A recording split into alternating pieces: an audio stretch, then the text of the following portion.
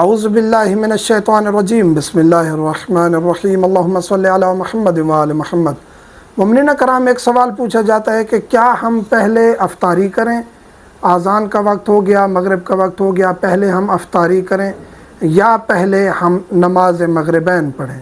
تو یہ کنسیپٹ بعض اوقات کلیئر نہیں ہوتا، کیونکہ اہل سنت برادران جو ہیں وہ فوراً افطاری کرتے ہیں جو ہی ان کا مغرب کا وقت ہوتا ہے۔ ہمارے مغرب کے وقت سے ان کا 10 منٹ پہلے ہو جاتا ہے۔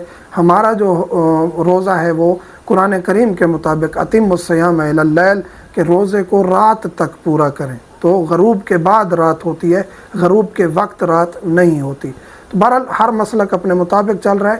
تو ہمارا جو روزہ ہے وہ عین مغرب جو ہوتی ہے ہماری، اس وقت ہی ختم ہو جاتا ہے، یعنی روزہ مکمل ہو جاتا ہے۔ کوئی کھائے نہ کھائے اس کی مرضی ہے، لیکن بہتر یہ ہے، علماء فرماتے ہیں کہ کیونکہ آپ نے روزہ رکھا، اسی روزے کے ساتھ فجر پڑھی، اسی روزے کے ساتھ ظہر عصر پڑھی، اب اسی حالت میں اگر آپ مغرب اور عشاء پڑھتے ہیں تو آپ کو زیادہ اجر اور زیادہ ثواب ملے گا۔ لیکن اگر مشقت کا باعث ہے، آپ کے لیے برداشت نہیں ہو رہا، تو پہلے آپ افطاری کریں پھر مغربین پڑھیں۔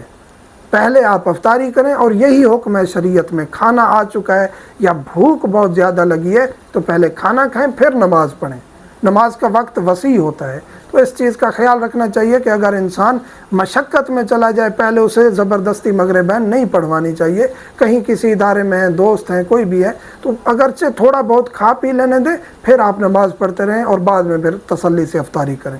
مومنین سے ملتمس ہوں دعا میں یاد رکھا کریں۔ والحمدللہ رب العالمین۔